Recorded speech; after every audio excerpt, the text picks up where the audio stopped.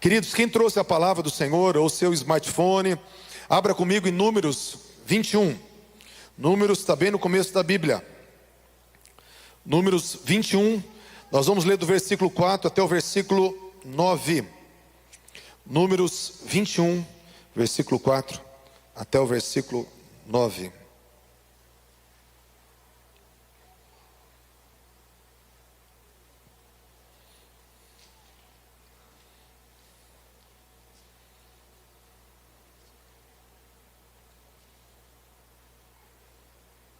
Quem achou, diga amém. Diz assim a palavra do Senhor, Números 21, versículo 4. Então partiram do monte Or, pelo caminho do Mar Vermelho, a rodear a terra de Edom. Porém a alma do povo angustiou-se neste caminho. E o povo falou contra Deus e contra Moisés: por que nos fizeste subir do Egito, para que morrêssemos neste deserto?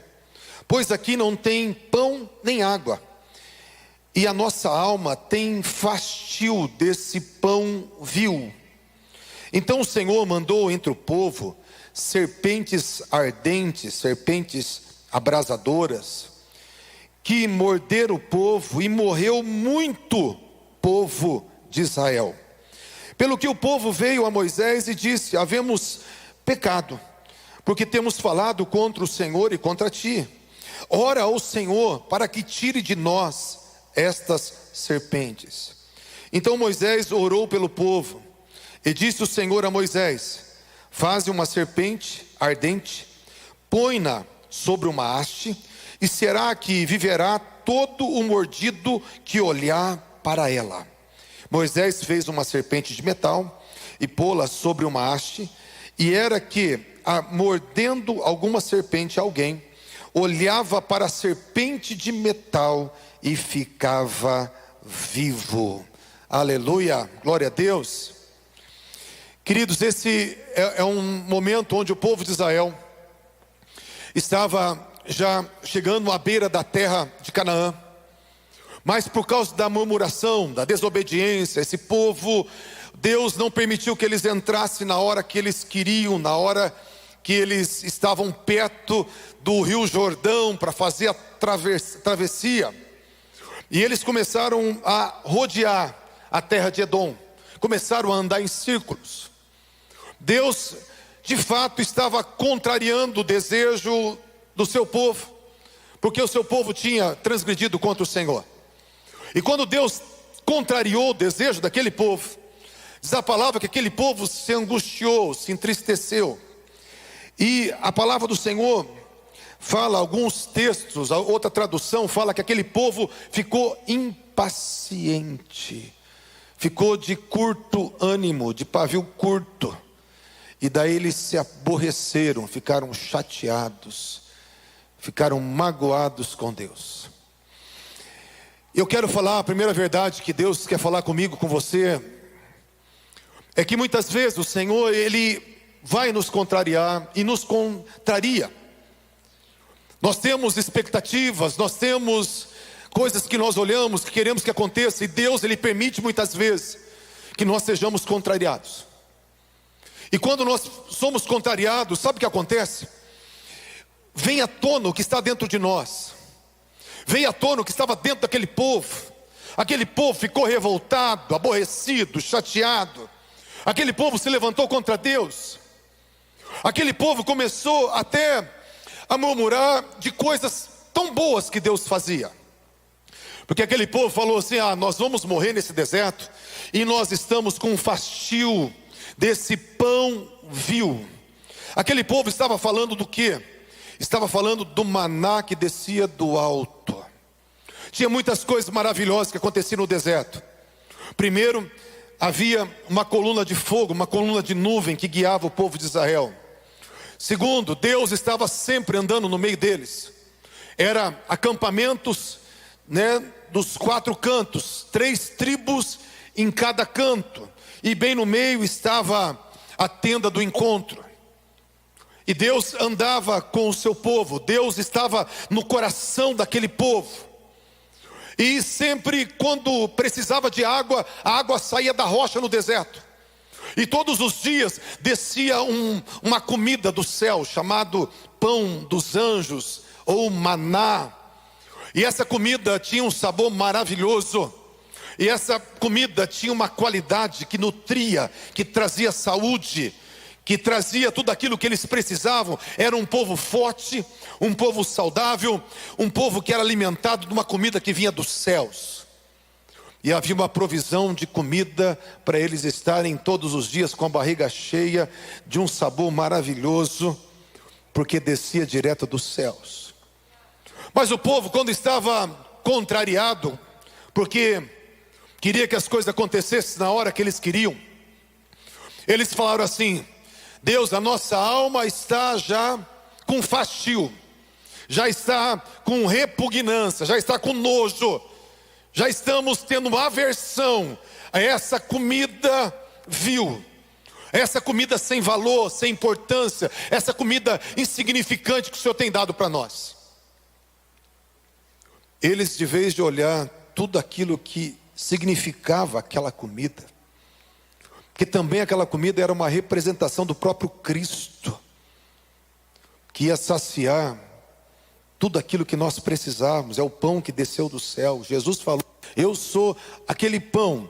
O pessoal comeu, o povo no deserto comeu um pão, mas eu sou o pão que desceu do céu, que dá vida ao mundo, porque aquele pão trazia vida.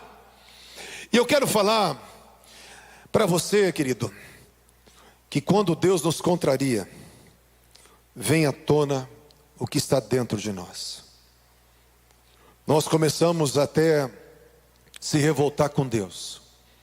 Algumas pessoas de uma forma mais silenciosa se revoltam com Deus. Sabe como que o crente se revolta com Deus? Ele começa a deixar a sua vida de oração.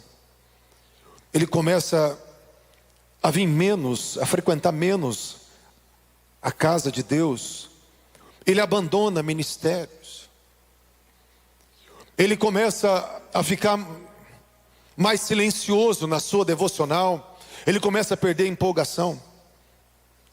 Muitas vezes, quando Deus nos contraria, nós ficamos muito chateados. Tem algumas pessoas que ficam um pouco, mas tem gente que fica muito chateado. E quando esse povo ficou muito chateado com Deus, eles se levantaram contra Deus, começaram a murmurar. Eles começaram a ver que até as coisas boas não eram boas. Eu quero falar para você que quando nós estamos nesse estado de revolta, até aquilo que é bom que está ao nosso lado, até aquilo que é bom que Deus tem nos dado, nós começamos a desprezar até o que é bom. Nós começamos a menosprezar, a tirar a importância daquilo que é importante. Nós começamos a criticar até aquilo que para nós é tão valioso. Nós começamos a ficar murmurando de coisas que Deus tem nos dado, de coisas lindas. Por quê? Porque nós estamos revoltados, porque Deus nos contrariou. Eu sei que tem pessoas aqui que têm sentido essa angústia de estarem sendo contrariadas. Mas eu quero falar para você, quando Deus está te contrariando, é porque Deus está te fortalecendo para algo maior. Quando as coisas não acontecem do jeito que você quer, é porque vão acontecer na hora certa, de uma forma maravilhosa. Quando você tem uma expectativa e aquilo não foi realizado no tempo certo, eu quero falar para você, Deus está preparando algo maior. Deus está acumulando algo maior para você e para mim. Porque Deus não fica devendo nada para ninguém. As suas lágrimas estão sendo recolhidas, as suas orações todas estão registradas no livro do Senhor. Deus fala que quem semeia, Ele vai colher. Quem semeia com lágrimas, vai colher a sua colheita em abundância. Por isso eu quero falar para você, não se volte contra Deus. Quando eles se voltaram contra Deus, sabe o que aconteceu? Deus tirou proteção. E naquele deserto, amado, havia serpentes. E quando Deus tirou a proteção, diz a palavra que eles começaram a ser mordidos, picados por serpentes abrasadoras, serpentes ardentes, algumas traduções. Por que o nome abrasadoras? Porque Era um veneno tão letal que aquilo entrava na corrente sanguínea, entrava na musculatura, ia queimando tudo. Era um ardor, era uma queimação, que eles deram o nome para essa serpente de serpente abrasadora, porque queimava tudo e era letal, matava. E diz a palavra que muita gente começou a morrer do povo de Israel, e começou a ter uma morte tão contagiosa e tão acelerada, que vieram para Moisés e falaram: Moisés, ora para que Deus tire essas serpentes de nós, porque todos nós morreremos. Tinha ali um contágio, uma multiplicação daquelas serpentes, que todos eles iam morrer, e morrer de uma forma dolorosa, morrer com o veneno daquelas víboras abrasadoras. Aquela serpente, queridos, ela representa o pecado. O pecado que entrou na humanidade, que entrou através da serpente do deserto, onde fala que a serpente é o espírito do engano. O diabo enganou, e o pecado foi inoculado na humanidade. Romanos 5,12 fala que por um homem, Adão, entrou o pecado no mundo, e pelo pecado a morte, e a morte passou a todos os homens, por isso todos pecaram. Por isso que nós chamamos o pecado de pecado original, porque mesmo quando você não faz nada de errado, você é raça de Adão, você é descendência de Adão, você tem a natureza de Adão, e esse veneno entrou em nós, e a consequência desse veneno é morte. O salário do pecado é morte. Eu quero falar que esse pecado é como uma serpente destruidora, que vai destruindo a musculatura, vai levando a pessoa a dores. Por quê? Porque o pecado tem a simbologia, porque o pecado é terrível, o pecado é devastador, o pecado é destruidor, o pecado é a origem de todos os males, que sustenta todos os males. O pecado não é uma coisa apenas gostosa que a gente pode fazer e pode não fazer. O pecado é devastador, contagioso. O pecado destrói a vida de quem peca, destrói aqueles que estão ao redor. As guerras acontecem por causa do pecado, a maldade no mundo está por causa do pecado, as injustiças são frutos do pecado, a maldade é fruto do pecado, o egoísmo é fruto do pecado, toda desordem na natureza é fruto do pecado. Toda doença e toda morte é fruto do pecado. O pecado é devastador, terrível. E o pecado é como uma fera que cresce. Se você alimentar essa fera, ela cresce e faz ainda maior o rastro de destruição. É uma fera que, se for alimentada, ela se torna uma fera destruidora, avassaladora. É isso que o pecado significa, é isso que o pecado é. É esse veneno que entrou na nossa natureza, que entrou em nós, que entrou em todos os homens. Nós precisamos, queridos, fazer que nem o apóstolo Paulo falou em Gálatas 5:24, ele fala: os que são de Cristo crucificam as suas paixões e os seus desejos pecaminosos. Eles crucificam a sua mentalidade pecaminosa, ele põe na cruz, ele leva para o lugar de negação, para o lugar de morte. Ele cada dia crucifica aquilo que não agrada a Deus, porque o pecado é destruidor, avassalador, e não pode ser alimentado, porque senão você alimenta uma fera que já existe dentro de nós. E o apóstolo Paulo continua falando: se vivemos pelo Espírito Santo, então temos que andar no Espírito Santo. Gálatas 5:25. Em outras palavras, põe essa fera numa jaula. Ela está aí, ela está aqui, ela está aí. Põe ela numa jaula, deixa ela passar fome. Diga não para ela, diga não para essa natureza, não para essa inclinação, não para essa vontade, não para esses vícios, não para essas atitudes que são contrárias à vontade de Deus. Diga não. Se você recebeu vida no Espírito Santo e pelo Espírito Santo, ande na força do Espírito Santo. Ande impelido e dirigido pelo Espírito Santo de Deus. É isso que esse texto está falando, que as serpentes iam trazer morte para toda a humanidade, como ia trazer morte para todo o povo de Israel. Mas houve uma providência, houve um socorro para esse povo. Deus falou para Moisés: levanta uma haste, coloca uma serpente de bronze, uma serpente de metal nessa haste. A forma da serpente abrasadora, coloca na ponta dessa vara, desse estandarte. Pega um estandarte bem alto. Você imagina, eram 2 milhões de pessoas, 2 milhões. E fala que todos estavam sendo picados e mordidos. E eles tinham que olhar para a serpente levantada numa haste, numa madeira reta, na vertical, sendo colocado no lugar bem acessível, que a pessoa precisava olhar antes do veneno paralisar o coração. A pessoa tinha que ficar olhando para o veneno sair dela.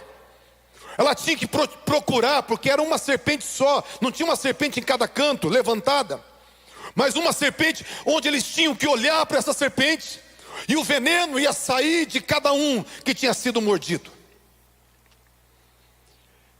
Lá em João capítulo 3, versículo 14, Jesus ele disse para Nicodemos, ele falou: assim como Moisés levantou a serpente no deserto, importa que o Filho do Homem seja levantado. Assim como Moisés levantou a serpente no deserto, importa que o Filho do Homem seja levantado, para que todo aquele que nele crê não pereça, não sofra, não morra, mas tenha a vida eterna. Jesus estava querendo dizer que aquela serpente, na verdade, era uma representação da obra da cruz. Ele falou: o Filho do Homem vai ser levantado igual a serpente no deserto. E aquele que estiver crendo, olhando para o Filho do Homem levantado naquela haste, levantado naquela madeira, levantado naquela cruz, ele vai receber vida. Quem crê no Filho do Homem levantado naquela haste, não vai morrer, mas vai ter a vida eterna, a vida Zoe, a vida de Deus. Eu quero falar para você, queridos, por que Jesus foi representado na figura de uma serpente? Porque a serpente carregava o veneno. E Jesus, ele se fez carne para sofrer no nosso lugar e para carregar o pecado da humanidade toda. Ele recebeu todo o veneno nele, e ele, como um carregador de veneno, ele se tornou a figura de uma serpente. Ele foi levantado, e a serpente era de bronze, porque o bronze simboliza o sofrimento. Ele foi levantado no sofrimento. Ele estava carregando o pecado com todas as suas consequências, porque a palavra fala que aquele que não conheceu o pecado se fez pecado por nós. 2 Coríntios 5, 21, Jesus se fez pecado por nós. Ele se fez uma serpente que carrega o pecado. Mas como aconteceu com o povo de Israel, Jesus também, ele não carregava o pecado para matar, ele carregava o pecado para dar vida. Ele carregou o pecado, ele carregou o veneno para ser o antídoto, o contraveneno, o antiveneno. Ele carregou o veneno para ser a solução de todos os problemas que a humanidade herdou por causa do pecado. Ele se tornou o recurso, ele se tornou o remédio para toda dor. Ele se tornou a solução de todo problema. Na cruz ele estava levando tudo que o pecado fez na humanidade, ele carregou sobre ele. E aquele que estivesse olhando para aquele que foi levantado no madeiro, ia ter vida e não ia perecer. E eu quero falar que literalmente eles eram curados, literalmente eles eram poupados da morte, literalmente o sofrimento acabava, literalmente o medo desaparecia quando eles olhavam para aquela serpente levantada. E literalmente quem olha para a cruz, quem enxerga o significado da cruz, ele entende que Jesus estava naquele lugar, no nosso lugar, levando o castigo que era nosso, a punição que era nossa, o sofrimento que era nosso, os problemas que eram nosso, toda a enfermidade que era nossa, o pecado que era nosso, ele carregou sobre ele. E quando nós olhamos para ele, nós temos direito de receber a vida que vem da cruz do Calvário. Eu quero falar para você que a palavra fala que aqueles que olhassem para a serpente levantada, eles não morreriam. O olhar aqui não é uma olhadela, não é um passar de olho. O olhar aqui, a palavra no hebraico é considerar, examinar, contemplar, meditar, ponderar. É olhar procurando entender o significado, é olhar com contemplação. Tinha que olhar com contemplação para aquela serpente, entendendo o que ela estava fazendo, entendendo o que estava fazendo aquela serpente de bronze naquela haste. Nós temos que olhar para a cruz, entendendo o que a cruz fez por nós, o que Jesus fez na cruz por nós. Nós temos que olhar para a cruz e meditar, examinar. Nós temos que extrair desse lugar o que o nosso Jesus fez por nós. Que eu quero falar nessa noite, Jesus quer trazer hoje libertação que foi dada na cruz. Ele quer trazer hoje perdão de pecados que foi dado na cruz. Ele quer trazer hoje cura que foi nos dada lá na cruz do Calvário. A palavra fala que ele se fez pecado. Todo pecado da humanidade caiu sobre ele, para que não tivesse um pecado que ele não pudesse perdoar. Ele perdoa qualquer pecado, multidão de pecado, atrocidade de pecado. Se tiver um coração arrependido, olhando para ele, crendo naquilo que ele fez por você, não tem pecado que ele não perdoe. Isaías 53:10 fala que o Pai, o Senhor Deus, agradou em moê-lo, fazendo enfermar. Ele carregou toda a enfermidade, ele carregou toda a doença. O Pai colocou em Jesus todas as doenças, todas as dores foram colocadas em Jesus. Isaías 53 fala: verdadeiramente ele tomou sobre si as nossas enfermidades e carregou as nossas dores. Nós o reputávamos por aflito, ferido de Deus e oprimido, mas ele foi ferido por causa das nossas transgressões, ele foi moído por causa das nossas iniquidades. O castigo que era nosso, que nos traz a paz, o julgamento que era nosso, que nos traz a paz, caiu sobre ele. E pelos sofrimentos dele, pelas pisaduras dele, nós já fomos sarados, já fomos curados. É pretérito, é passado, já fomos sarados. Essa palavra tem entrado no meu espírito, querido. Essa palavra tem que entrar dentro de você. Por isso que fala que nós temos que olhar e ficar olhando para aquilo que Ele fez. Nós temos que olhar para aquilo que Jesus fez e considerar, porque já fomos perdoados, já fomos sarados, já fomos libertos, já fomos tidos como filhos de Deus, já somos vencedores.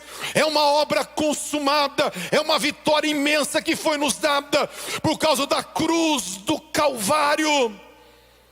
Se isso entra dentro de nós, eu quero falar para você, você vai acreditar que Deus cura, vai acreditar que Deus salva, vai acreditar que Deus ama, vai acreditar que Deus liberta, vai acreditar que Deus perdoa o teu pecado, vai acreditar que Ele está com os braços abertos para te receber.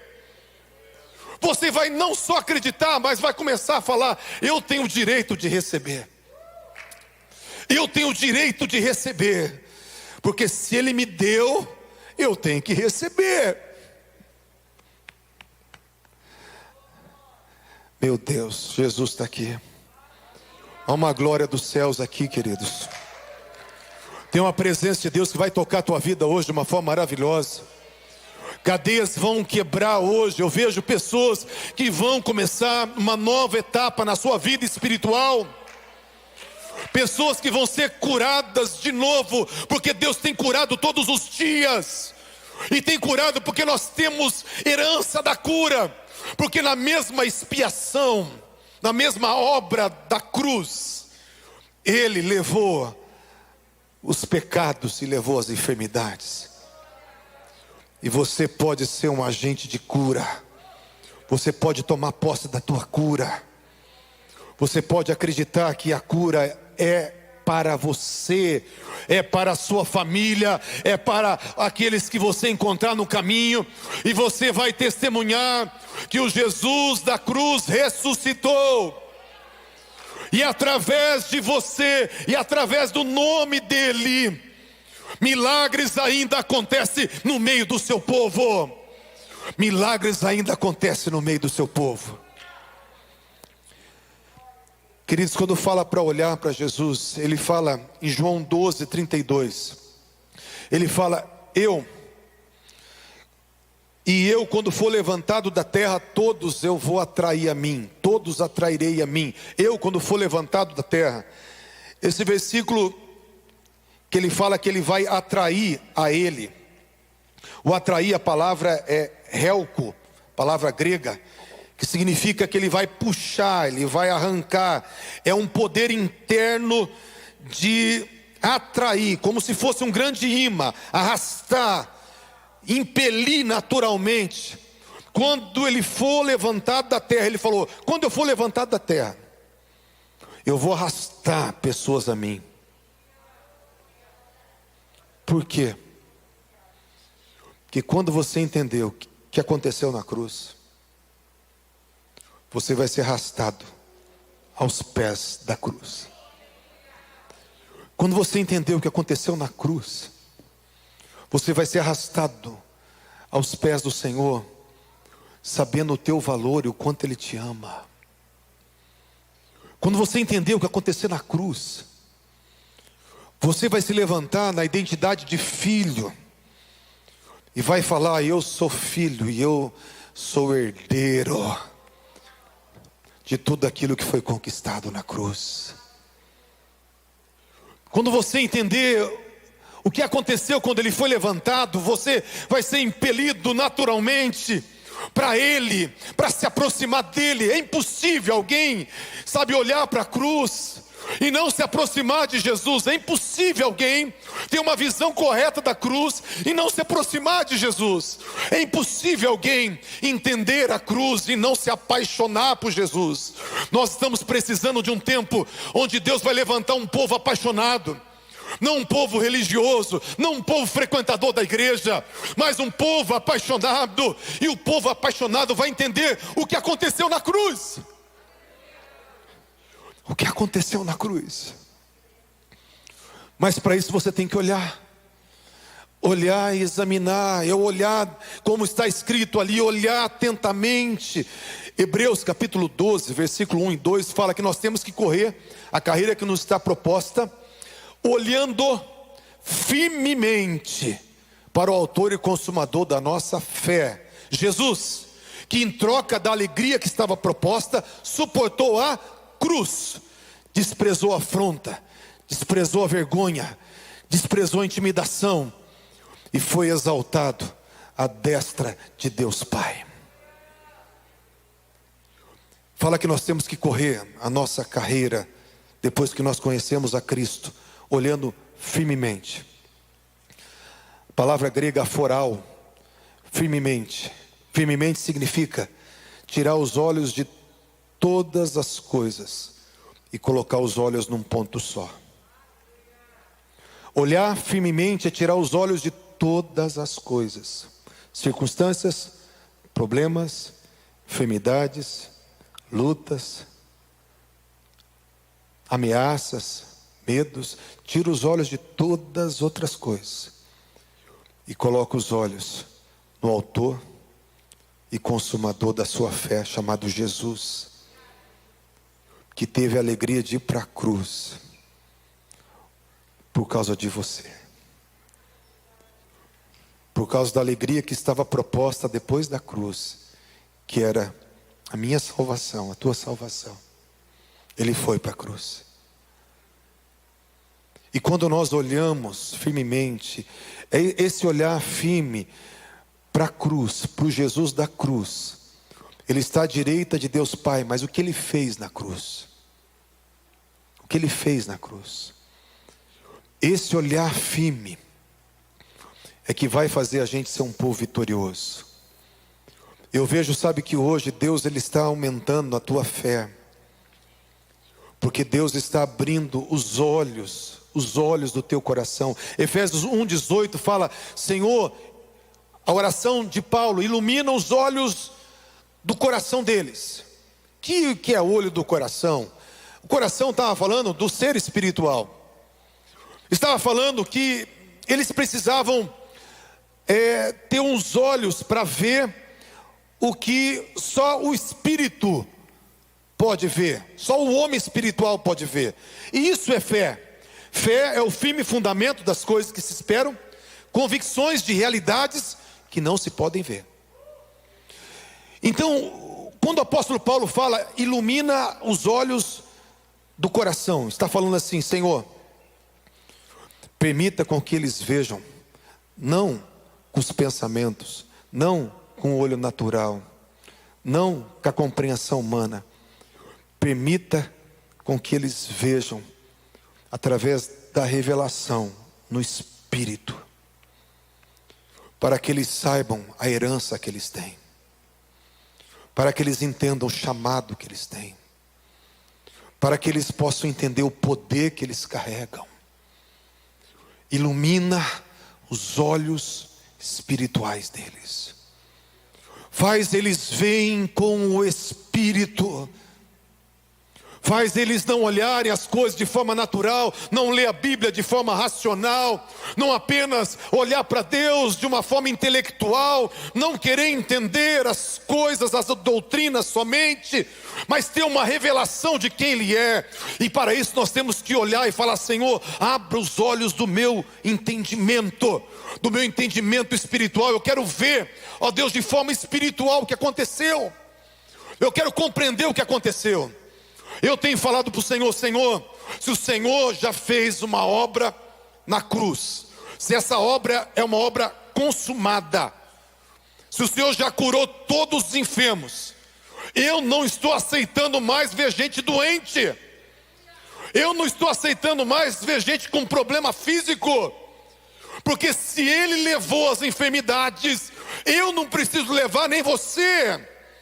E chegou a hora da igreja entender o que faz parte dela, e faz parte de nós: acesso à cura, acesso à herança. Não só falar, não só apenas declarar ou cantar, nós temos que colocar essa fé em ação e falar que os enfermos serão curados. Aonde? Aqui, fora daqui, na rua. Por quê? Porque não é por mérito. Não é o povo da igreja que merece, não é o povo que está servindo o Senhor que merece, não é por mérito. não é pelo sofrimento daquela dor. Deus não se move por sofrimento, Deus não se move por mérito, Deus não se move porque eu sou bom, Deus não se move porque eu jejuo muito, ou porque eu oro muito. Deus se move pela graça, mediante a fé. E a graça é aquilo que Ele já fez e já nos deu. E Ele já te deu a salvação. Ele já te deu a cura. Mas essa graça você acessa ela pela fé. Quem nele crê não vai perecer, vai ter a vida de Deus. Assim como Moisés levantou a serpente, quem nele crê não vai perecer, mas vai ter a vida de Deus. Eu quero falar para você, querido, que Deus Ele quer mostrar que a obra da cruz continua vigente, continua valendo. E eu entendo, sabe, que tem pessoas sofrendo males de todos os tipos.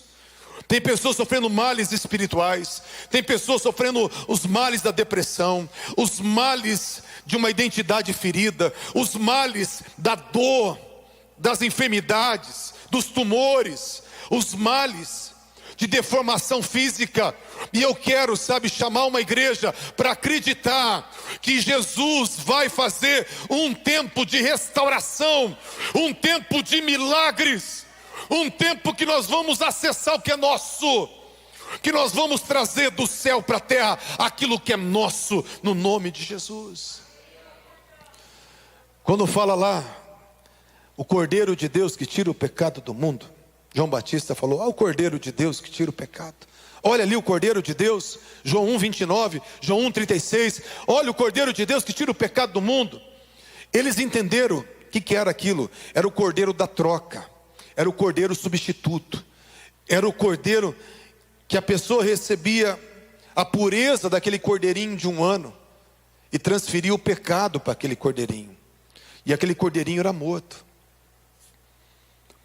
E eles entenderam, isso foi o cordeiro que foi dado no lugar de Isaac, o cordeiro pascual, cordeiro da Páscoa. 1 Coríntios 5:7 fala que Jesus foi o nosso cordeiro substituto que morreu ali no nosso lugar, o Cordeiro da Páscoa. Na Páscoa, queridos, de novo, o sangue do Cordeiro foi colocado aonde? Ali nas vergas, na verga e nos umbrais. O que é uma madeira, uma viga assim ou outra viga assim? É a cruz. O sangue foi derramado na cruz. O cordeiro tinha que ser comido assado, não cru e nem cozido, comido assado no fogo, porque fala de sofrimento. O cordeiro tinha que ser trazido para dentro da casa, da família. Um cordeirinho de 1 ano sem defeito, um bichinho bonitinho, inocente. Ficava 4 dias com a família se familiarizava, se apegava como um bichinho de estimação dócil. E depois tinha que sacrificar para que eles fossem livres da morte. O cordeiro os livrou da morte. Quando eles comeram do cordeiro, eles saíram do Egito. Eles saíram dos deuses do Egito, dos ídolos do Egito, para servir um único e verdadeiro Deus.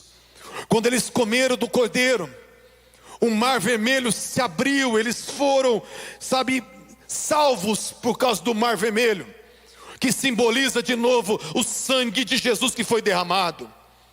Quando eles comeram do cordeiro, eles tinham que comer do cordeiro todo, não podia deixar nada, tinha que aceitar todo o cordeiro que é revelado na Bíblia. Meu irmão, a gente é crente e a gente nunca leu a Bíblia toda, é um absurdo isso. Se eu perguntar quem leu a Bíblia toda, vai levantar uns gato pingado aqui. E o cordeiro é a palavra é o cordeiro, e eu tenho que comer. Eu não tenho que entender, eu tenho que comer, a palavra tem que entrar dentro de mim. Nós ficamos espiritualizando as coisas, mas nós temos que ser apaixonados pela palavra, porque ela revela uma pessoa, e porque essa pessoa entra dentro de mim quando eu entendo que eu preciso comer dessa pessoa, que eu tenho que interagir com essa pessoa, que eu tenho que aceitar o que essa pessoa pensa, o que essa pessoa sente. Sempre há uma discordância entre Deus e a gente. Sempre há uma discordância. Você pegar e falar assim: Deus, eu penso assim, você vai ver que ele pensa diferente. Só tem um problema: ele sempre está certo. Ele sempre está certo. Você sabia disso? Que sempre é uma discordância. Fala: Deus, eu penso assim, eu aprendi assim, eu acho que é assim, eu faço assim. Aí você olha para a Bíblia e fala assim: mas quem está certo? Deus fala assim: eu. Quem tem que mudar? Você. Sempre quando você tiver numa disputa entre você e Deus, é a única pessoa que você não pode ficar dando argumento, justificativa, apresentando aí a sua história, porque entre você e ele sempre está certo. Coma do cordeiro. E quando eles comeram do cordeiro, só para nós encerrarmos, Salmo 105, 37, fala que Deus os tirou do Egito, cada um na sua tribo, com prata e com ouro. Salmo 105, 37. E não havia entre eles nenhum só inválido, nenhum só enfermo, nenhum só doente, nenhum só fraco. Eu quero que vocês entendam que eram 2 milhões de pessoas, e essas pessoas, eles eram escravos que trabalhavam de sol a sol, debaixo do chicote de Faraó. Pessoas que carregavam pedras, que construíam, cidades para Faraó. Pessoas descadeiradas, machucadas, pessoas doentes. Mas quando eles comeram do cordeiro, não havia um só fraco, não havia um só doente, não havia um só enfermo, porque quando eles comeram do cordeiro, todos eles foram curados. Quando eles comeram do cordeiro, saíram debaixo do jugo de Faraó, que representa Satanás. Quando eles comeram do cordeiro, eles passaram a ter uma identidade.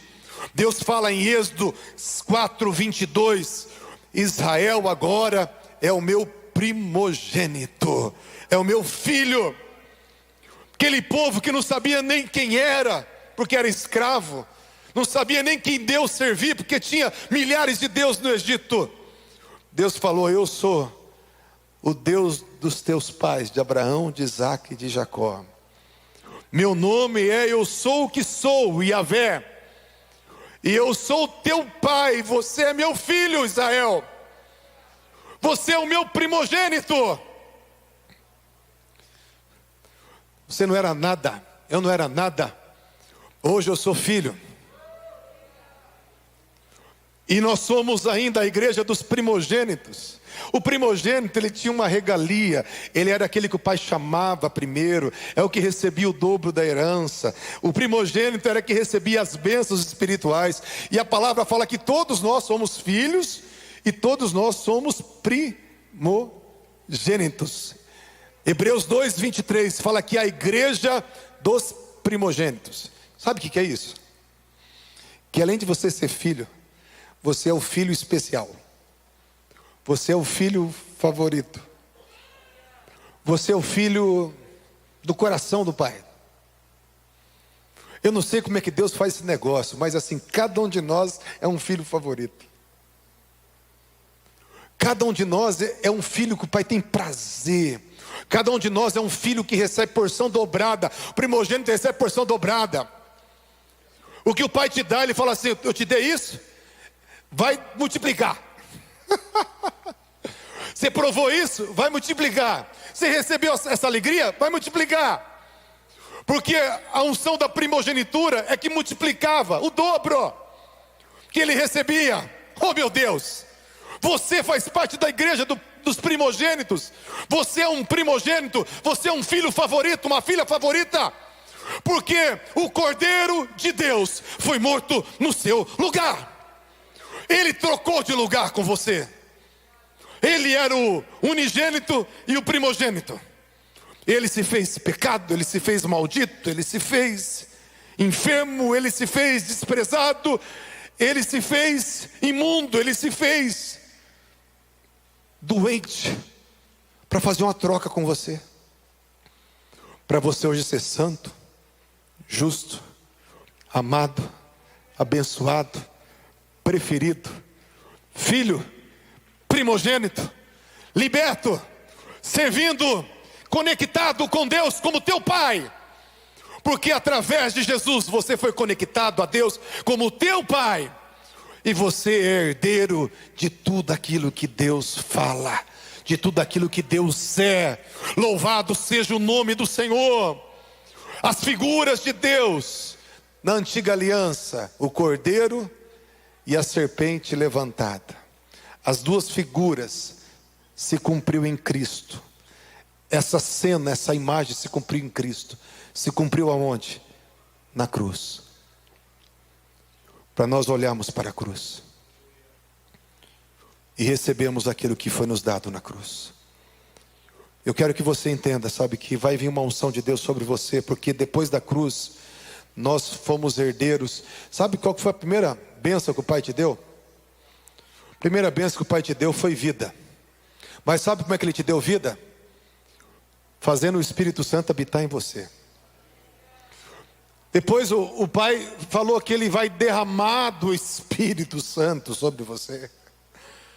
Depois o Pai fala que Ele vai responder às tuas orações.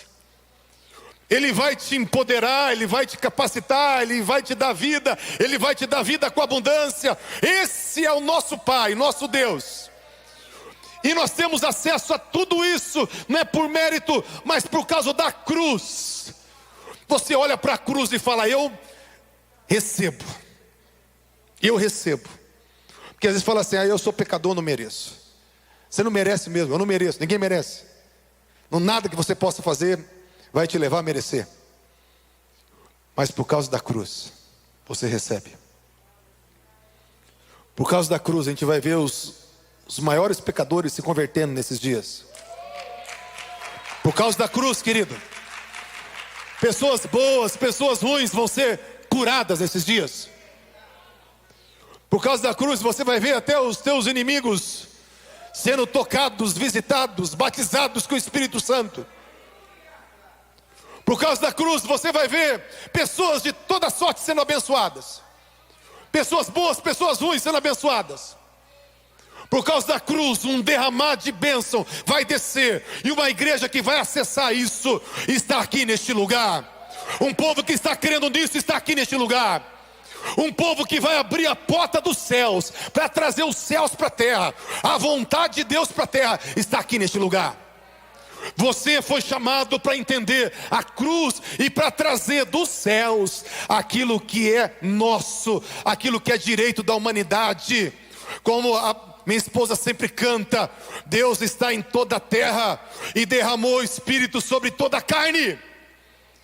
Quer derramar o Espírito Santo sobre toda a carne. Toda a carne. Até do Putin. Amém? Vamos orar para Deus derramar o Espírito Santo sobre o Putin. Sobre toda a carne.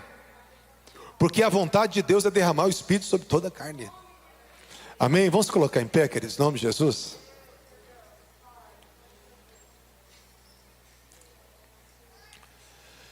Feche os teus olhos, querido. Eu quero que você, nesse momento,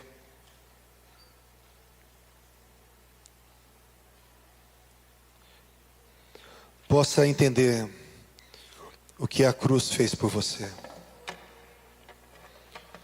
Quero que você possa entender o que a cruz fez por você hoje. Feche os teus olhos. Que você possa entender que da cruz tudo foi derramado sobre você. Que você é herdeiro de toda a vida, herdeiro de toda a promessa da Bíblia. Você é herdeiro de tudo que está escrito. Você é amado, você é filho, você é predileto, você é primogênito. Você saiu do poder do diabo a Deus. Você foi arrancado do império das trevas para o reino do Filho do seu amor. Você saiu da escravidão do diabo e agora você é livre para celebrar uma festa com Deus e viver uma festa com Deus. Porque Ele falou ali para Faraó, Faraó, deixa meu povo ir para que me celebre uma festa. A igreja tem que viver uma festa. Quem contempla o que o Cordeiro fez, vive uma festa. Eu quero declarar na sua vida, querido, que você vai ter os olhos espirituais abertos. Quero fazer uma oração agora sobre isso. E eu quero que você ore: Jesus, me faça meditar, examinar, contemplar o que o Senhor fez por mim naquela cruz. Espírito Santo, Espírito Santo, abre os olhos de cada vida que está aqui, Senhor. Abre os olhos do Espírito agora. Os olhos do coração, ilumina, Senhor. Senhor, levanta. O Senhor mostrava, Deus amado, agigantando algumas pessoas. E o Senhor falava que assim como teve os heróis da fé e os valentes de Davi, o Senhor está levantando de novo, Pai, nessa geração, heróis da fé e os valentes de Davi. Assim como teve, Deus amado, os avivalistas do primeiro século, os avivalistas, Senhor, Deus, desde a reforma, Pai, até nos dias de hoje, o Senhor está levantando avivalistas, Pai. Pessoas que vão provocar os céus, pessoas que vão entender a herança que eles têm. Espírito Santo, vem agora, no nome de Jesus Cristo. Vem sobre cada vida, vem sobre cada coração. Espírito Santo, começa a incendiar o teu povo e essa igreja. O Senhor mostrava, Deus, que aqueles que estão nascendo agora novinhos, eles vão queimar mais, meu Senhor, porque eles estão recebendo uma verdade restaurada. Eles estão com a mente aberta no primeiro amor, e eles vão queimar mais, eles vão crescer mais. Muitos que estão nascendo, Deus amado, agora, se convertendo agora, vão viver um avivamento maior do que muitos de nós mais velhos, mais, ó Deus, antigos, pastores, porque o Senhor vai despertar uma geração para crer como criança, para acreditar nas palavras do Pai, para se mover com o Espírito de Deus, para deixar, meu Senhor, com que aquilo que foi dito seja a realidade, porque fé é a realidade, é a convicção de realidade. Deus, quantas realidades que eu quero, ó Deus, ser convicto, que eu quero estar seguro. Quantas realidades do que eu não vejo com os olhos naturais, mas que eu vejo com os olhos espirituais. Deus, eu oro, Senhor, que uma unção venha, meu Deus. Se você crê, estenda as suas mãos. Tem uma unção como bola de fogo descendo sobre a mão de pessoas que Deus está te marcando hoje, para você ser um avivalista, para você ser uma tocha viva, para você ser um ministro de fogo, para você ser um agente dos céus, para você ser um oficial do reino. Deus está te ungindo agora. Meu Deus, tem bolas de fogo ungindo mãos, tem bola de fogo descendo agora, Pai, como o Senhor mostrava, Pai, quando eu meditava, pessoas ficando, Deus, de 2 metros, 3 metros de altura, e o Senhor falava: hoje eu estou liberando um crescimento espiritual, hoje eu estou abrindo a porta para um despertar espiritual. Meu Deus, que assim seja, que esse despertamento venha, todo medo, toda incredulidade venha a ser tirada, e um povo, Deus, que acredita naquilo que está escrito se levante, no nome poderoso de Jesus, nome poderoso de Jesus, aleluia, glória a Deus, aleluia. Vamos adorar o Senhor, queridos, adore o Senhor, aleluia, glória a Deus. Queridos, a gente vai fazer a oração final, orando por todos os enfermos, e eu queria entregar algumas coisas que Deus mostrou para nós bem rapidamente. Deus mostrou alguém, na verdade várias pessoas que entraram com uma exaustão muito grande, que sentia até um aperto no peito, até uma ânsia. Eu sei que tem 3 a 5 pessoas aqui desse jeito. Deus mostrava para nós, os intercessores, a gente vai estar orando, e essa exaustão, esse aperto na boca do estômago vai sair no nome de Jesus.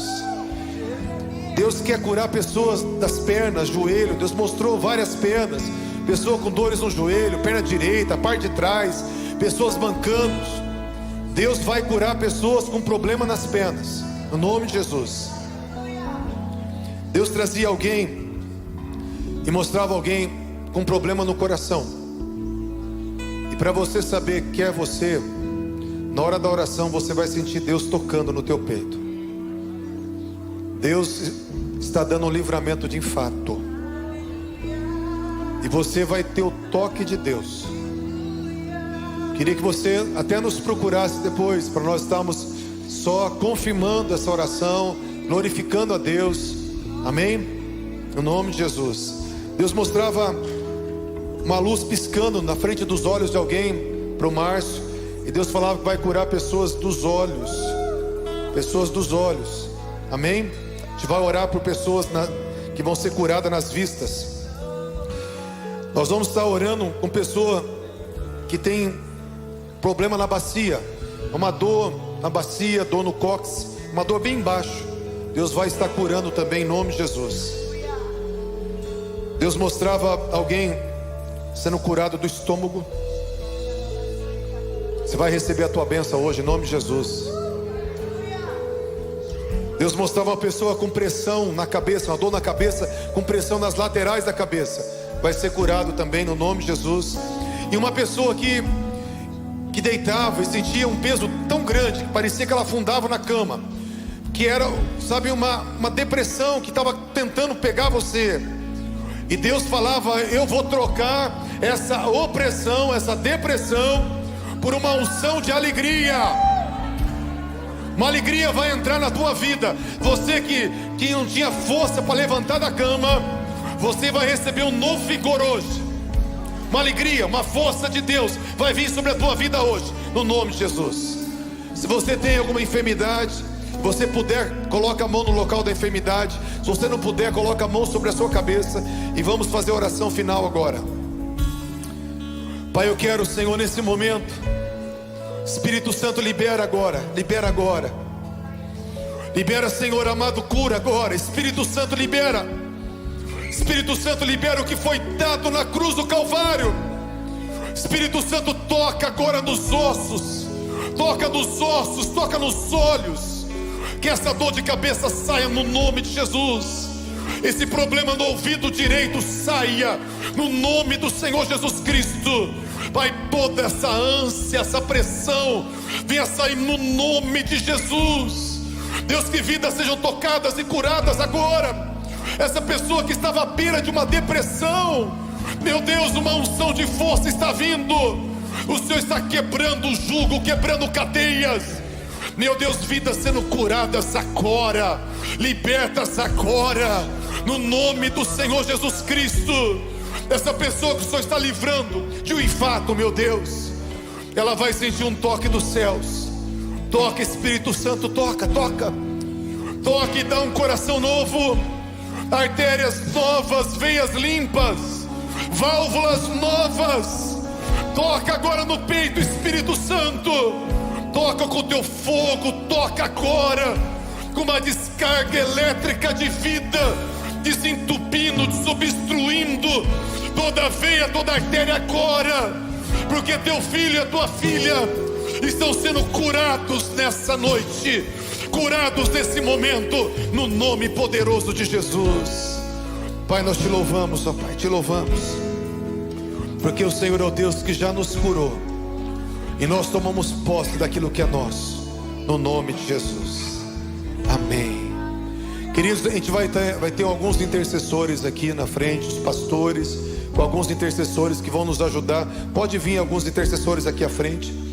Se você tem alguma enfermidade ainda, algo que você não consegue vencer, você vem. A gente vai orar por enfermidade, sabe? Não é um momento de a gente orar, né?